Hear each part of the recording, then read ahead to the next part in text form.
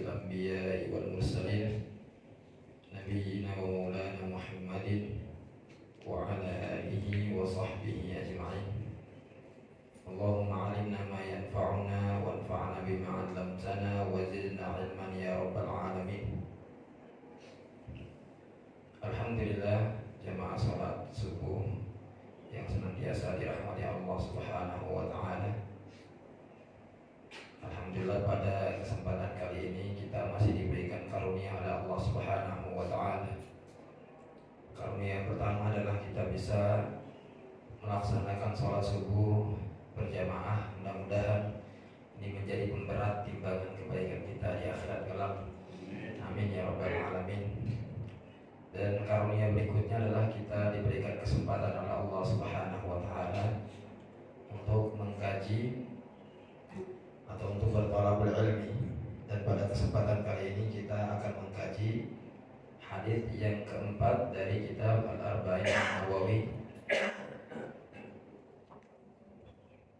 yang mana hadis ini akan berbicara tentang proses atau fase kehidupan manusia semenjak dia di perut ibunya.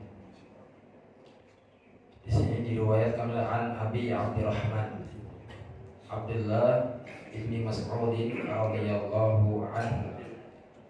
Diriwayatkan dari Abi Abdurrahman Abdullah bin Mas'ud radhiyallahu anhu qala haddatsana Rasulullah sallallahu alaihi wasallam wa huwa shadiqul masduq inna ahadakum yujma'u khalquhu fi batni ummihi 40 yawman nutfatan thumma yakunu 'alaqatan mithla dhalik thumma yakunu mudghatan mithla dhalik thumma yursilu ilayhi al-malaku fayanfukhu fihi ar-ruh wa yu'maru bi 4 kalimat.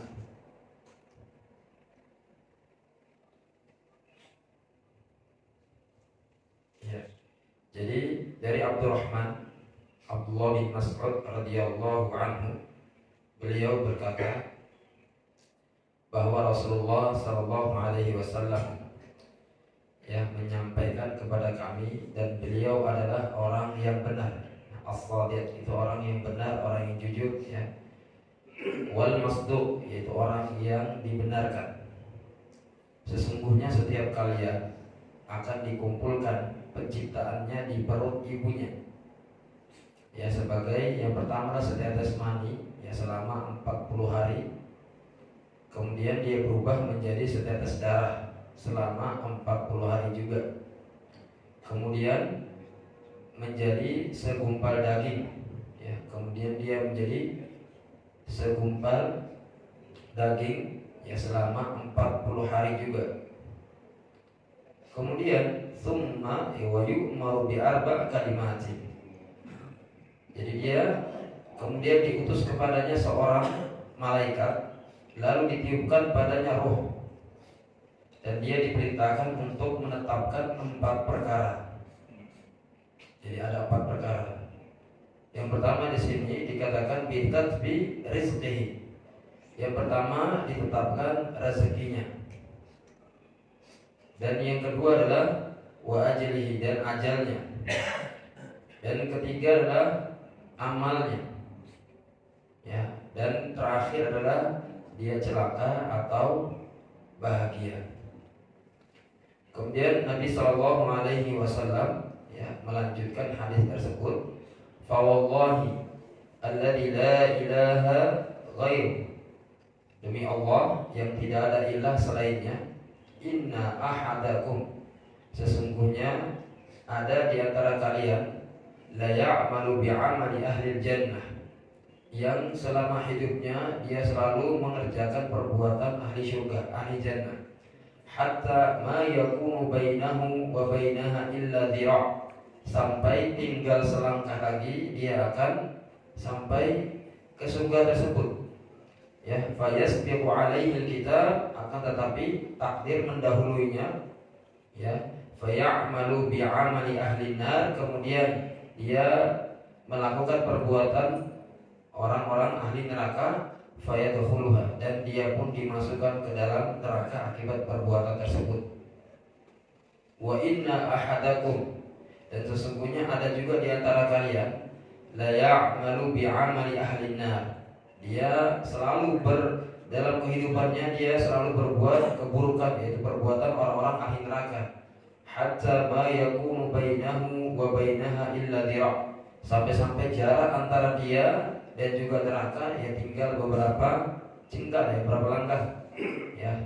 Fayasbiqu alaihi alkitab, dan kemudian takdir telah mendahuluinya, fayamalu bi'amali ahli jannah fayadkhuluha, dan dia pun melakukan perbuatan ahli jannah, yaitu orang-orang ahli surga, dan dengan perbuatan tersebut Allah Subhanahu wa taala memasukkan dia ke dalam surga. Jadi di hadis ini diterangkan tentang fase kehidupan manusia ya. Kemudian ada 4 perkara yang ditetapkan oleh Allah kepada manusia ya semenjak dia ditiupkan roh. Ya, yang pertama adalah tadi kita disebutkan rezekinya, ajalnya, kemudian ada amalnya, ya, kemudian dia bagaimana statusnya nanti di akhirat, ya, nasibnya di akhirat, apakah dia celaka atau bahagia. Jadi semuanya sudah ditentukan oleh Allah Subhanahu wa taala. Jadi selama kita hidup di muka bumi, jadi kehidupan kita menjalani semua yang sudah ditetapkan oleh Allah Subhanahu wa taala. Jadi yang sudah ditetapkan oleh Allah Subhanahu wa taala semuanya berada di dalam ilmunya Allah. Manusia tidak ada yang tahu. Ya, manusia tidak ada yang tahu. Di sini ada beberapa faedah hadis yang bisa kita petik dari hadis ini. Yang pertama adalah ya di sini ya. Pertama adalah bayanu aqwaril janin fir rahim wa lam yakshif ilmu tashrih wa ilmu al-ajnihah an hadhihi al-marahil illa fil 'asr al-hadith ya. Jadi penjelasan akan fase-fase perkembangan janin di dalam rahim. Dan di zaman Nabi SAW ya, dan belum ada yang mengungkapnya ya di zaman itu ya. Dan belum ada yang mengungkapnya kecuali pada zaman modern, di zaman kita sekarang. Dan ini menjadi keagungan ilmu yang terkandung di dalam Al-Quran dan juga As-Sunnah. Jadi fase perkembangan janin di dalam rahim itu sudah dikabarkan oleh Nabi SAW selama 1400-an tahun silam. Dan belum ada yang mengungkapnya kecuali pada zaman modern, pada zaman belakangan. Dan ini menjadi suatu keagungan, i'jaz ya, ilmu yang terkandung di dalam Al-Quran maupun As-Sunnah. Yang kedua adalah nafkhur ruh, peniupan ruh. Jadi wattafaqal ulama'u ala anna nafkhar ruhi fil janin yakunu ba'da mudhi 120 yawman. Jadi peniupan ruh itu para ulama semuanya sepakat bahwa peniupan ruh pada janin itu setelah melewati janin, posisinya sudah di perut ibunya itu selama 120 hari setelah pembuahan. Jadi tadi di dalam hadis kan dijelaskan. Jadi 40 hari pertama, jadi dia nutfah tadi, ya setetes air mani, nanti dia berubah lagi menjadi segumpal, jadi menjadi darah. Kemudian 40 hari berikutnya dia berubah menjadi daging. Dan juga nanti di 40 hari berikutnya adalah nanti dia ditiupkan ruh, yaitu genap 120 hari. Kemudian ada faedah yang lain juga yang bisa kita ambil dari hadis ini. Di antaranya adalah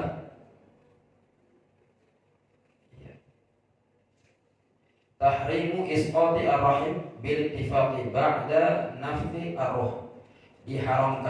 Diharamkan untuk menggugurkan rahim, ya, diharamkan aborsi. Dan ini disepakati para ulama kalau sudah ditiupkan rohnya. Jadi kalau sudah janin tersebut kalau sudah melewati 120 hari dan sudah ditiupkan ruh, maka diharamkan secara mutlak oleh para ulama, semua sepakat bahwasannya aborsi atau menggugurkan janin setelah ditiupkan roh itu diharamkan. Ya, adapun kalau sebelumnya, sebelum ditiupkan roh, para ulama berbeda pendapat. Ada yang mengharamkan secara mutlak, ada juga yang membolehkan tetapi dengan syarat. Ya, kalau misalnya salah satu syaratnya misalnya ada terjadi sesuatu yang mana bayi tersebut harus dikeluarkan misalnya, atau janin tersebut harus dikeluarkan. Ya, entah karena mudaratnya ke ibunya atau ke bayinya, ya itu tergantung kita merujuk ke medis, ya, para dokter bagaimana mereka berbicara. Sehingga kalau sekiranya terpaksa harus ya digugurkan misalnya, maka dia bisa mengikuti pendapat para ulama yang membolehkan dengan syarat. Tapi hampir banyak di antara para ulama yang mengharamkan secara mutlak sebelum tertiupnya roh. Dan ada hukum tersendiri, ya. Ada hukum tersendiri bahwasanya ketika bayi dia sudah ditiupkan roh, ya, kemudian keguguran misalnya, maka bagaimana secara fikih? Ya, maka para ulama menghukumi bayi yang dia sudah sempat ya ditiupkan roh, artinya dia sudah sempurna, ya, fisiknya semuanya sudah sempurna, kemudian ditiupkan roh, maka ketika dia gugur misalnya atau dia wafat di dalam kandungan, maka hukumnya adalah wajib nanti dimandikan, kemudian wajib juga dikafani, kemudian wajib disolati dan dikuburkan. Dia hukumnya sebagaimana orang dewasa, ya, hukumnya sebagaimana orang dewasa. Ya, tetapi kalau seandainya dia masih berupa segumpal darah, ya, kalau dia masih segumpal darah, maka tidak diwajibkan untuk mensolatinya dan tidak diwajibkan pulang tuh memandikan dan juga mengafani, ya, tidak mewajibkan. Bahkan wanita yang keguguran sedangkan janin yang masih berupa segumpal darah, maka dia tidak dinamakan nifas, ya, dia tidak menjalani masa nifas. Berbeda dengan keguguran kalau sudah di atas 120 hari ini, maka meskipun bayinya sudah sempat hidup kemudian dia keguguran, maka wanita tersebut wajib untuk menjalani masa nifas. Kemudian yang berikutnya adalah al-ihtijaju bil qadar, yaitu menjadikan takdir sebagai hujjah. Nah, ini lagi-lagi nih, ya, kebanyakan kita ya terkadang atau manusia itu dia bisa dikatakan mendapatkan perkara-perkara yang syubhat di masalah ini. Ya, jadi di pertemuan-pertemuan sebelumnya kita sudah mengkaji dalam masalah takdir ada 3 mazhab besar. Yang pertama adalah mazhab Qadariyah, ya, mazhab Qadariyah. Jadi mazhab Qadariyah itu mereka mengatakan bahwasannya ya segala apa yang terjadi di muka bumi ini Allah Subhanahu wa taala tidak mengetahuinya kecuali setelah terjadi. Jadi semua yang kita lakukan itu berdasarkan hanya semata-mata dari perbuatan dari makhluk. Jadi Allah Subhanahu wa taala enggak mencampur tangan di situ, sehingga mereka mengatakan bahwasannya Allah Subhanahu wa taala tidak mengetahui perbuatan seorang hamba sebelum dia melakukannya. Nah, ini mazhabnya orang-orang Qadariyah. Dan ini mazhab yang tidak benar, ya, sesat, ya. Jadi kita semua meyakini bahwasanya ilmu Allah Subhanahu wa taala. Jadi kehidupan kita tadi kita sudah diterangkan di awal bahwasanya bagaimana nanti nasib di akhirnya Allah tahu. Artinya perkara yang belum kita lakukan pun Allah tahu. Ya, Allah tahu. Yang kedua adalah lawan dari mazhab Qadariyah, yaitu mazhab namanya Jabariyah. Nah, mazhab Jabariyah mengatakan bahwa manusia itu seperti pisau. Ya, manusia itu digerakkan seperti pisau. Artinya apa? Apa yang dia lakukan, baik keburukan ataupun kebaikan, semuanya itu ya dia tidak mempunyai kuasa atasnya. Semuanya karena Allah. Ya, jadi kalau ditanya misalnya kenapa antum mencuri, oh udah takdir. Kenapa kok nggak sholat? Ya udah takdirnya. Ya, Kok kenapa aku ngelamar keburukan? Ya udah takdir. Nah itu apa namanya? Di antara pandangan-pandangan yang mengarah ke Jabariyah. Sebenarnya kemarin waktu terjadinya wabah corona itu, sebenarnya tidak sedikit di antara kaum muslimin yang mempunyai pandangan mirip-mirip, entah ke Qadariyah dan juga ke Jabariyah. Ya. Jadi kalau yang ke Qadariyah takut banget, ya. Kalau yang Jabariyah dulu, ya kita ke Jabariyah dulu nih. Ya. Jabariyah udah dia mengatakan antum mau sakit, ya, mau virus corona atau tidak corona, semuanya sudah tergaris atau termaktub di Lauhul Mahfuz. Nah ini mirip dengan apa? Mirip dengan madhabnya atau keyakinannya orang Jabariyah. Ya, dan tidak sedikit di antara para sebagian para ustadz itu kajiannya ngomong kayak gitu. Ya antum mati itu bagaimanapun mau corona atau tidak corona, mati itu sudah ditentukan oleh Allah di Lauhul Mahfuz. Ya.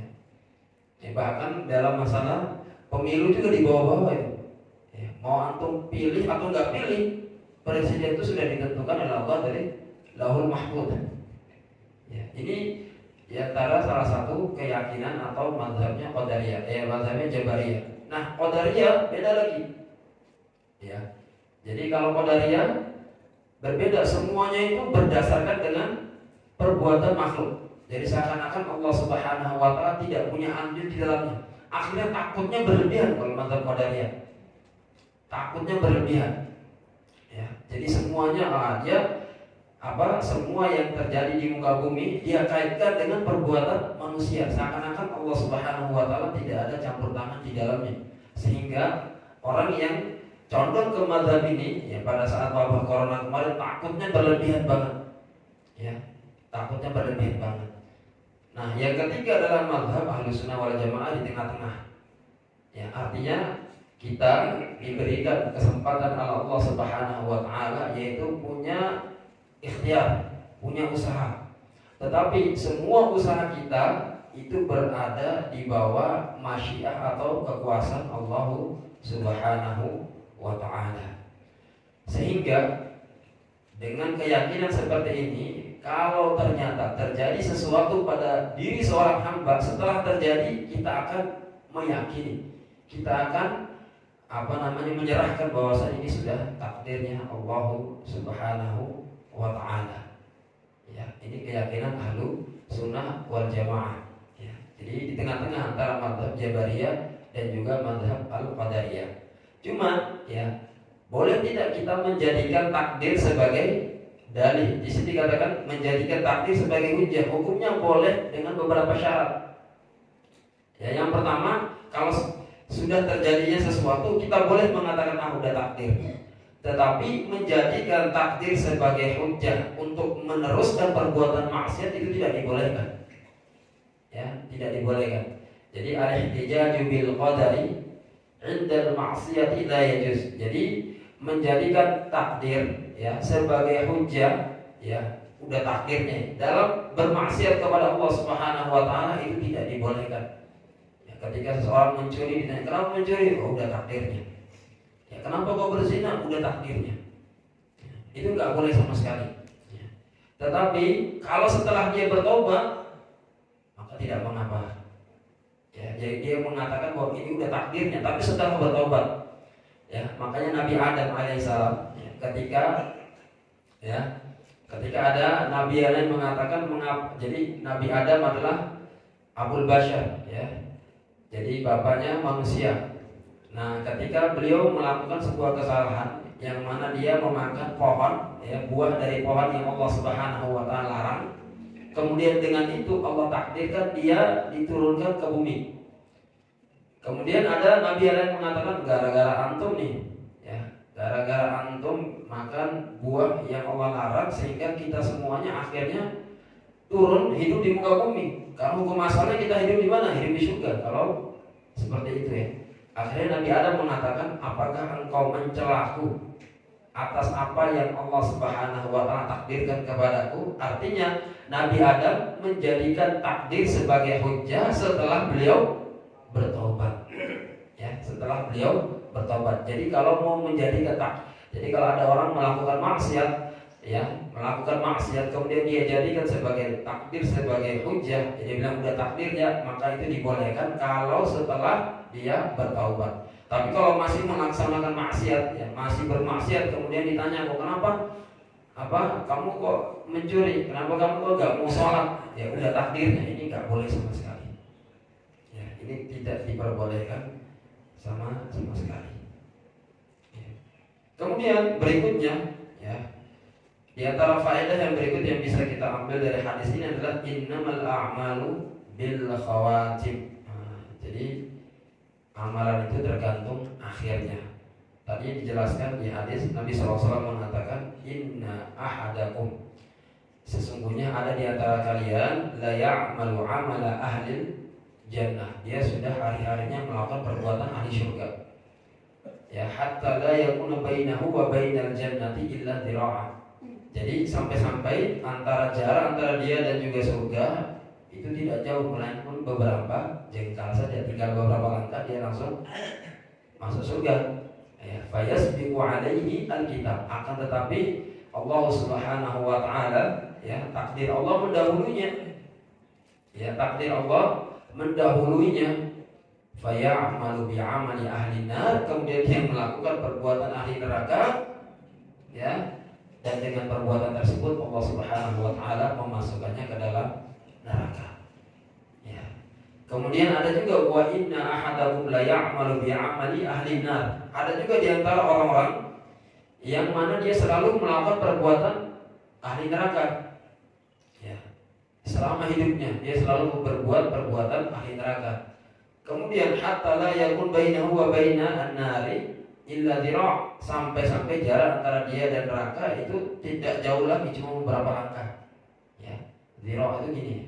Ya, itu kiasan dari Nabi SAW. Ya, satu hasta. Jadi jarak satu hasta kan dekat banget. Tinggal melangkah udah nyampe gitu. Ya, fayasbiqu alaihi alkitab. Akan tetapi, ya, takdir mendahulunya. Maka kemudian faya'malu bi'amali ahli jannah, kemudian dia melakukan perbuatan ahli surga, dan dengan perbuatan tersebut Allah Subhanahu wa taala memasukkan dia ke dalam surga. Artinya dari sini kita bisa memahami bahwasanya selama kita masih diberikan kesempatan, artinya apa? Selama kita masih hidup di muka bumi, potensi seseorang menjadi baik dan buruk itu masih ada. Ya, jadi potensi seseorang dia menjadi baik atau menjadi buruk itu masih ada. Ya. Dan ini menjadi satu tamparan keras bagi orang-orang yang ahli ibadah. Jangan sampai kita merasa sombong sudah bisa sholat, ya sudah bisa ngaji, ya sudah bisa menuntut ilmu. Jangan pernah kita memandang orang-orang yang belum diberikan kesempatan oleh Allah Subhanahu wa taala melakukan sebagaimana yang kita lakukan dengan pandangan yang hina, nggak boleh. Ya, jadi misalnya udah azan Pak, ya, speakernya kenceng. Emang ada di antara tetangga kita yang mungkin dia belum sholat. Ya, tetapi terkadang lisan kita, ya, terkadang lisan itu kurang dijaga, akhirnya apa? Dia keluarkan kata-kata yang kurang mengenakan. Ya, ini punya kuping nggak ya? Kupingnya budek atau gimana? Yang azan suaranya speakernya buanter kayak gitu, kok nggak denger, nggak datang ke masjid. Nah, ini salah satu di antara talmis iblis. Ya, iblis ingin memasuki ke dalam dada kita dengan cara seperti itu. Ya, kita sudah posisi dalam kondisi taat, tetapi ketika melihat orang lain yang belum dalam ketaatan, dia melihat dengan pandangan yang meremehkan. Padahal status kita di muka bumi ini, kita manusia, statusnya manusia, antara celaka atau tidak yang sudah ditentukan oleh Allah Subhanahu wa taala, itu di ilmunya Allah Subhanahu wa taala. Tetapi skenario-nya kita semuanya punya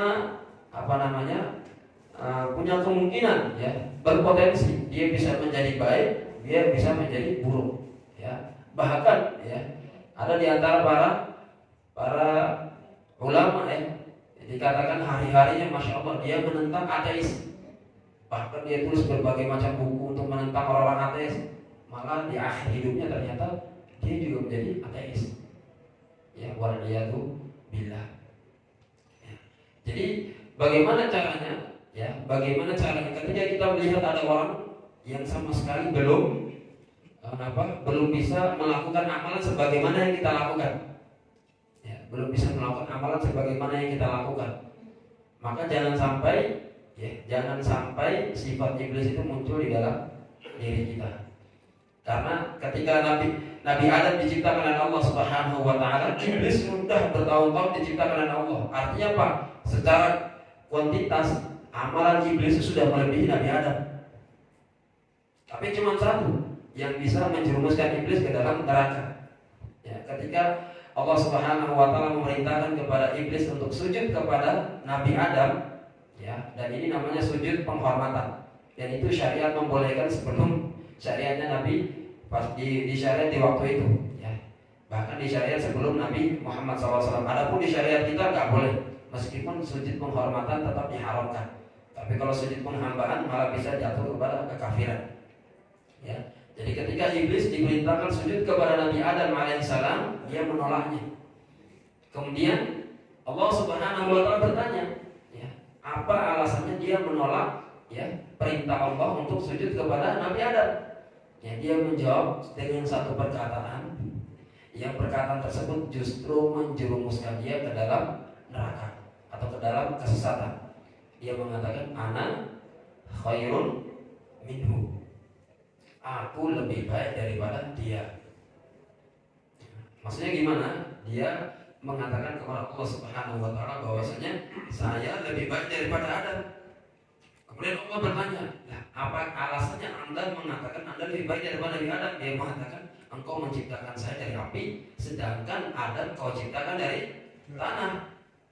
Dan sampai sekarang belum ada bukti ilmiah yang mengatakan bahwa api itu lebih baik daripada tanah, belum ada. Ya, jadi iblis, ya, laknatullahi alaihi, dengan kesombongannya tersebut, dengan satu perkataan, ya, dia justru terjerumus ke dalam kesesatan, bahkan dia menjadi makhluk yang dilaknat oleh Allah Subhanahu wa taala hanya karena perkataan beliau yang satu aja, ana khairum minhu, saya lebih baik daripada dirinya. Sehingga dalam kehidupan kita sehari-hari ketika melihat ada orang yang masih bermaksiat, yang masih melakukan kemungkaran, amar ma'ruf nahi munkar tetap jalan. Ya, amar ma'ruf nahi munkar tetap jalan, tapi jangan pernah kita merasa diri kita lebih baik daripada orang tersebut. Ya, karena tadi potensi seseorang di akhir hayatnya itu kita belum tahu apakah dia betul-betul husnul khotimah atau sebaliknya su'ul khotimah. Waliyadu billah. Makanya Nabi SAW dalam berdakwah caranya sangat simpel. Ya, Nabi memberikan fase dalam berdakwah. Ya, Nabi mengatakan man ra'a minkum munkaran. Ya, barang siapa yang melihat kemungkaran. Ya, barang siapa yang melihat kemungkaran, orang yang meninggalkan sholat termasuk kemungkaran. Ya, falyughayyirhu biyadihi, maka hendaknya dia rubah dengan tangannya kalau dia mampu. Ya, kalau dia mampu. Ya, jadi misalnya jadi RT RW, ya bisa saja dia menggunakan kekuasaannya. Kalau antum nggak sholat 5 waktu di masjid, nanti kalau ada urusan-urusan yang berkaitan dengan RT RW, saya nggak mau tanda tangan. Bisa dia menggunakan kekuasaannya untuk mencegah yang namanya kemungkaran. Ya. Fa'ilam yastati, tapi kalau memang dia nggak mampu dengan dengan tangannya, dengan kekuasaannya, fabilisani, yaitu dia dengan lisan. Dan ini pun banyak dicontohkan oleh teman-teman kita dari jamaah tabligh, ya. Datang dari rumah ke rumah, ya, ketok pintu satu, ya, memanggil orang untuk bisa ke masjid untuk sholat. Ya. Ya. Kemudian fa'ilam yastati, tapi kalau seandainya dia nggak mampu juga dengan lisan, fabi qalbi, itu dengan hatinya, itu dengan dia mendoakan. Wadzalika adhaful iman, dan itu adalah selemah-lemahnya iman. Makanya setiap kali kita melihat kemungkaran, hendaknya kita, ya, berada di 3 fase ini. Kalau nggak bisa merubahnya dengan kekuasaan, maka kita bisa dengan lisan, datang sampaikan nasihat baik-baik. ya nasihatnya baik-baik. Tapi kalau nggak bisa juga dengan lisan, kita bisa di fase yang ketiga itu mendoakan. Ya semoga Allah Subhanahu Wa Taala memberikan hidayah. Kalau tidak mampu, jangan sampai kekuasaan sudah tidak mampu, kemudian dengan lisan pun enggak bisa, ya kemudian doa juga enggak, malah mencela. Nah, ini enggak benar, ya, dan ini enggak benar, dan ini justru malah sifat iblis bisa muncul kepada diri seorang hamba tadi yang dia sudah mungkin ya sudah bertahun-tahun dia melakukan ibadah, dia merasa dirinya lebih baik. Ya. Bahkan ada di antara para ulama di zaman dahulu pernah ya, ketika dia membangunkan anaknya untuk sholat malam. Setelah anak itu bangun sholat malam, nah setelah sholat malam dia kemudian merasa dia mencela orang-orang yang tidur, orang-orang yang nggak bangun. Ya, maka ayahnya mengatakan, ya lebih baik tadi saya nggak bangunkan kamu dan kamu nggak mencela orang yang tidur daripada bangun malam tapi mencela orang lain yang tidur. Ya. Kan hukum asal tidur gimana Pak? Apa kemungkaran bukan? Ya nggak kemungkaran. Ya. Jadi seperti ini ya.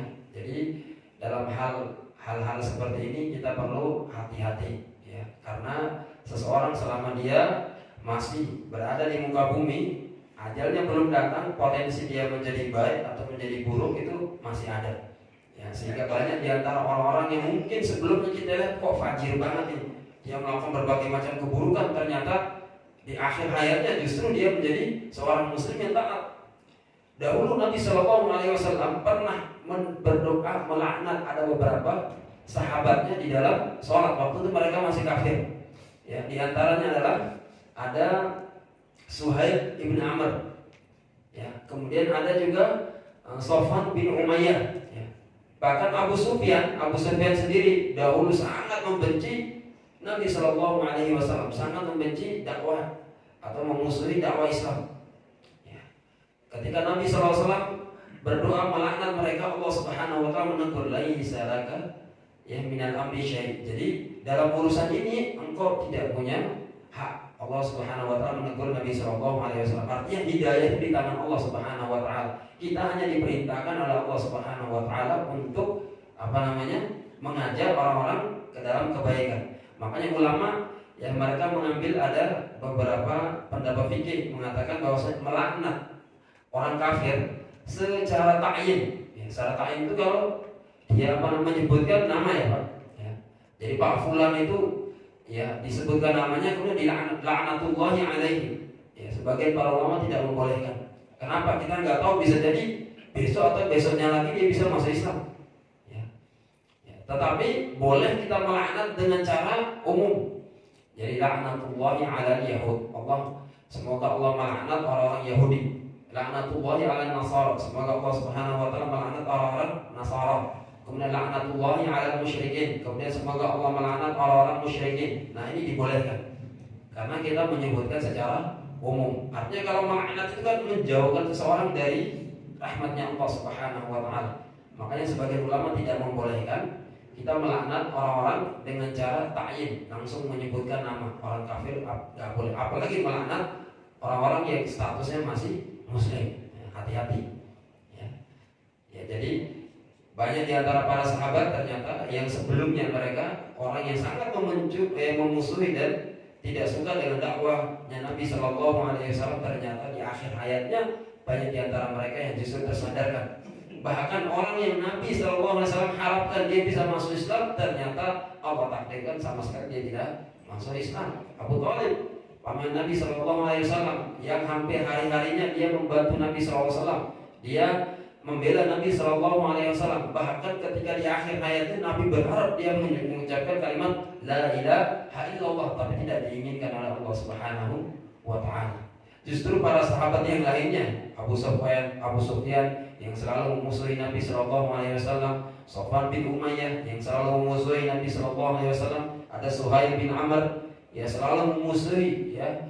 Bahkan ketika di perang Badar mereka berdiri untuk melawan Nabi Shallallahu Alaihi Wasallam, tetapi ternyata di akhir hayatnya mereka kemudian masuk Islam, mereka bersyahadat di hadapan Nabi Shallallahu Alaihi Wasallam, dan juga Islam mereka betul-betul sempurna sampai di akhir hayatnya.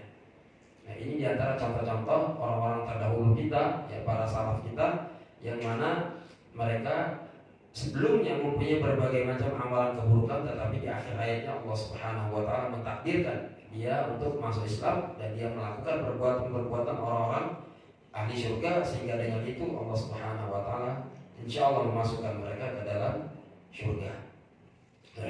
Itu diantara faedah, itu amalan itu tergantung akhirnya. Ya, kemudian yang berikutnya adalah doa Nabi Sallallahu Alaihi Wasallam. Ya, kita bisa ngambil pelajaran juga dengan doanya Nabi Sallallahu Alaihi Wasallam. Ada doa. Karena Nabi Sallallahu Alaihi Wasallam yuktiru fi du'aihi. Ya, Nabi Sallallahu Alaihi Wasallam, ya, dalam doanya beliau selalu memperbanyak.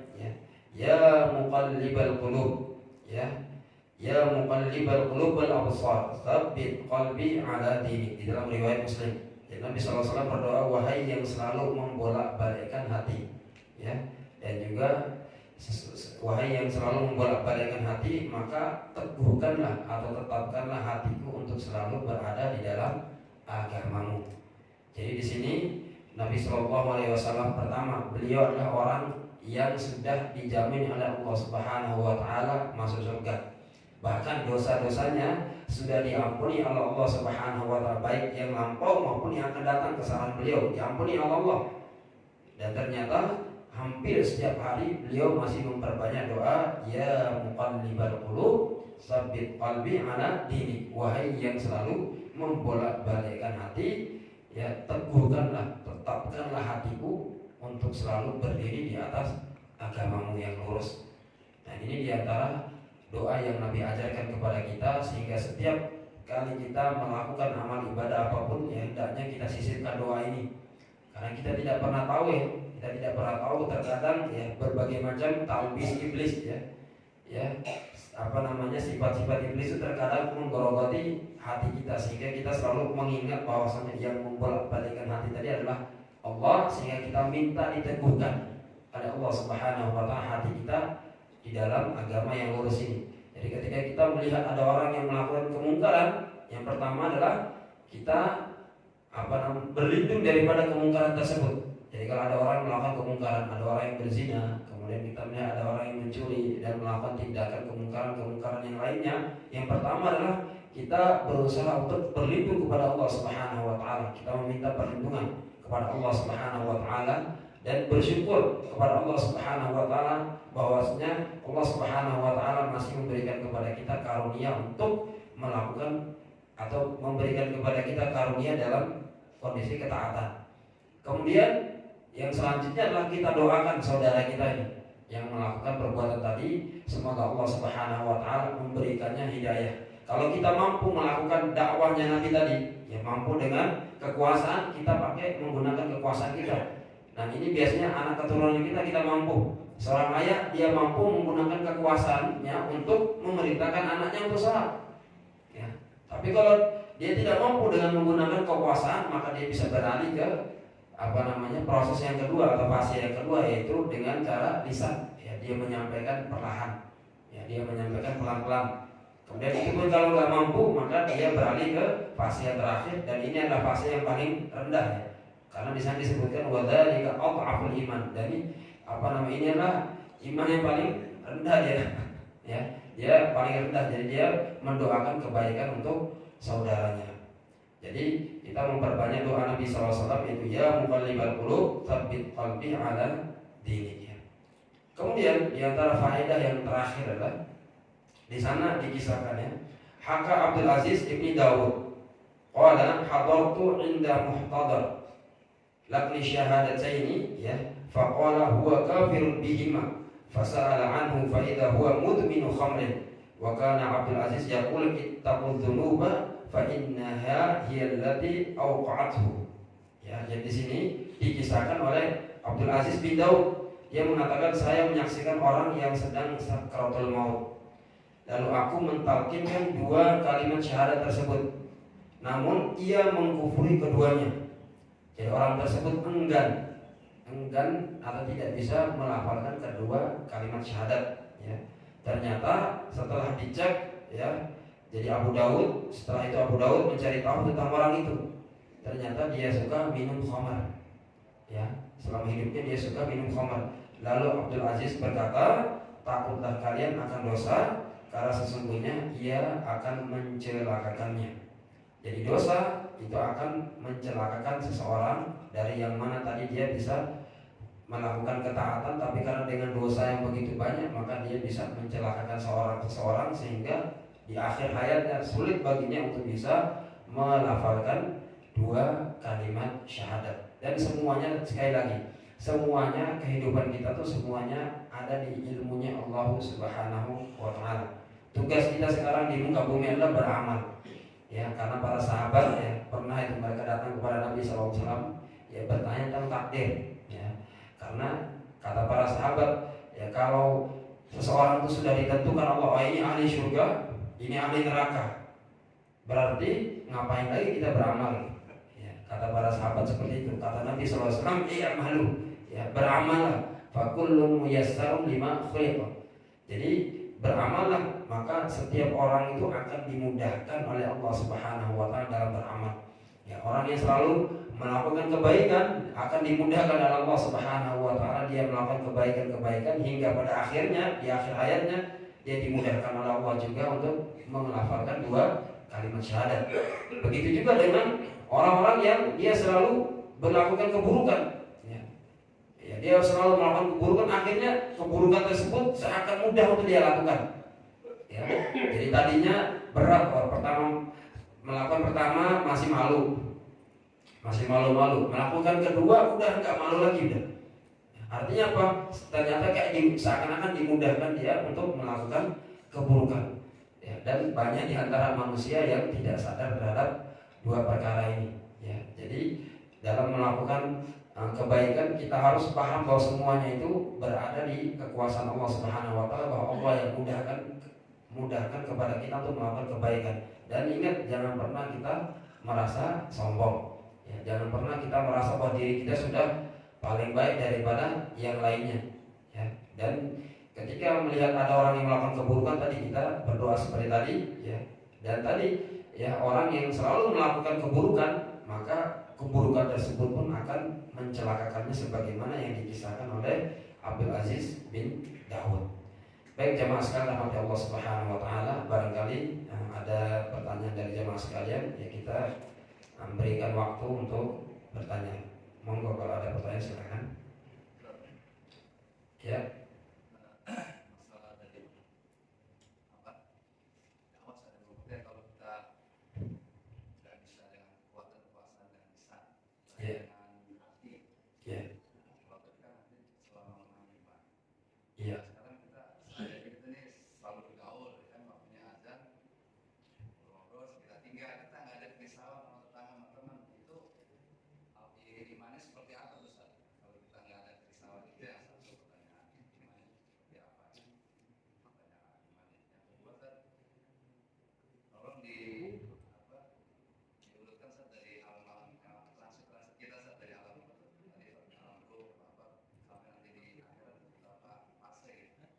Ya. Oh ya, baik. Ya. Jadi yang pertama tadi mengenai ya, kalau tadi ketika ngobrol kemudian udah azan ya kadang-kadang nggak ngajak ya, Pak. Ya rasa perkewo gitu. Ya rasa perkewo. Ya berarti emang posisi kita, iman kita lemah, emang benar. Ya lemah gitu. Emang tingkatan yang paling lemah itu yang pertama, tingkat yang paling rendah itu emang ya hanya sekedar mendoakan. Ya. Jadi kalau memang ketika kita ngobrol kemudian nggak ngajak plus doa juga enggak misalnya, nah itu yang jadi masalah di sini. Jadi pertama ya, kekuasaan jelas dia nggak mampu misalnya. Oke lah, dengan lisan ternyata dia nggak mampu juga, ya nggak berani tadi ya, nggak berani ngajak. Ternyata yang ketiga juga ternyata dia nggak nyempetin. Artinya apa? Dia tidak masuk ke dalam 3 golongan yang disebutkan Nabi SAW. Jadi kita mengambil peran di antara 3 fase atau 3 tingkatan ini sangat penting ya. Ini kebaikan bagi kita juga ya. Bahkan kita diperintahkan wajib untuk mendakwakan kebaikan itu, wajib amar ma'ruf nahi mungkar itu memang wajib. ya.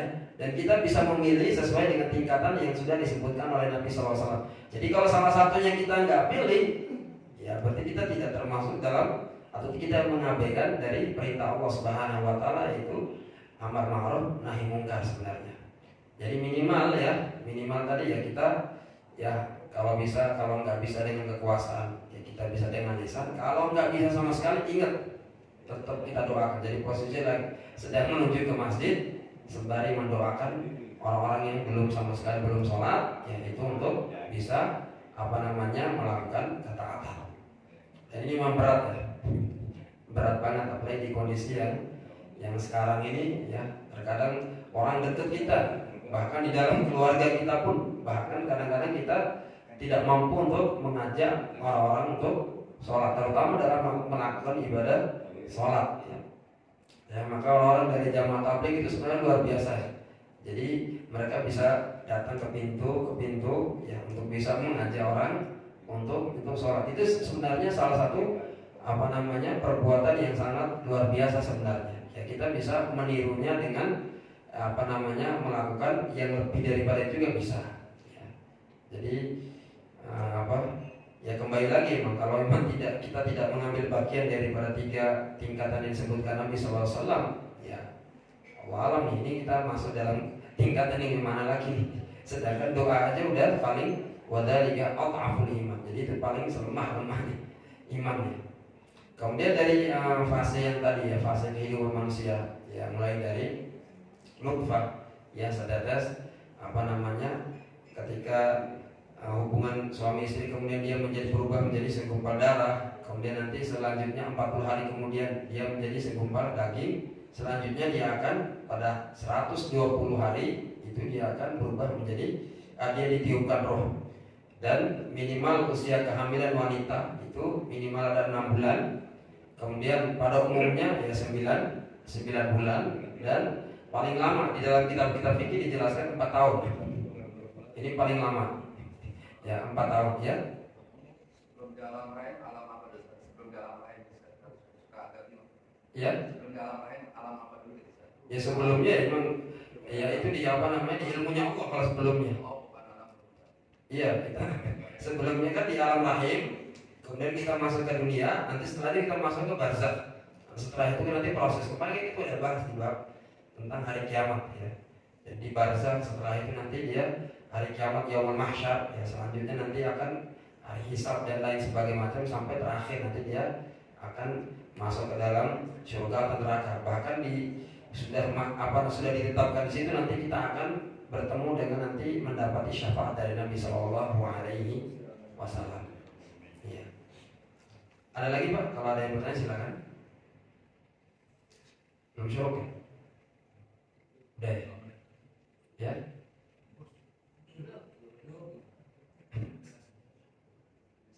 Ya boleh. Yang pertanyaan pertama itu ada ayat-ayat yang supaya kita semangat mengajak orang. Ayat-ayat yang khusus dalam Al-Quran. Ayat asli itu ayat apa? Iya. Supaya kita semangat. Jadi motivasi kita tuh. Jadi kalau ayat yang khusus itu di surat Al-Imran, kuntum khaira ummatin ukhrijat lin-nasi ta'muruna bil ma'ruf wa tanhauna 'anil munkar. Jadi sebenarnya amar ma'ruf nahi mungkar ya, itu tidak ada kaitannya dengan dengan kondisi kita. Kita tetap wajib untuk amar ma'ruf nahi mungkar. Jadi jangan pernah ingin amar ma'ruf nahi mungkar tapi melihat kondisi. Jadi ini kadang-kadang mohon maaf ini kadang-kadang kita selalu membenturkan antara amar ma'ruf nahi mungkar dengan kondisi pribadi kita ya. Jadi saya nggak mau misalnya ngajak diri saya aja belum suci ya, kok saya mau ngajak orang lain, itu nggak boleh ya. Jadi kewajiban untuk amar ma'ruf nahi mungkar itu tetap wajib apapun kondisi kita. Bahkan kalau ada orang yang mengajak kita kepada kebaikan, jangan pernah kita melihat diri dia gitu ya. Tetapi kita selalu diperintahkan oleh Allah Subhanahu wa taala dengan jangan sampai kita mengajak kepada orang kebaikan sedangkan kita tidak melakukannya. Nah, itu memang kita dicela. Ya, kita dicela seperti itu. Ya. Tapi kita tidak pernah mengkaitkan ya kondisi seseorang dengan mengatakan saya kayaknya saya nggak mau ngajak orang dulu lah. Ya saya merasa diri saya belum benar, misalnya belum suci misalnya, nggak boleh kayak gitu ya. Tetap kita diperintahkan untuk mengajak kepada kebaikan. Bahkan orang ketika diajak kebaikan kemudian dia melontarkan, kayak jangan sok suci antum, ngajak antum memang udah suci gitu. Nah ini termasuk orang yang mempunyai sifat kesombongan ini. Jadi kalau diajak kebaikan kemudian dia menerima, alhamdulillah. Kalau dia menolak itu bukan urusan kita. Masalah hidayah itu di tangan Allah. Dan jangan merasa kesel, jangan. Ini orang gimana udah diajak kok nggak mau, kesel ya, jangan. Ya biar yang kesel ke ustadz sama santrinya aja. Jangan diterapkan ke masyarakat yang ya, seperti itu, Pak. Baik, ada lagi Pak yang mau bertanya, silakan. Ya kalau memang sudah nggak ada, kita akhiri dengan bacaan hamdalah. Alhamdulillahirabbil alamin. Subhanakallahumma wa bihamdika asyhadu an la ilaha illa anta astaghfiruka wa atubu ilaik. Wabillahi taufiq wal hidayah. Wassalamualaikum warahmatullahi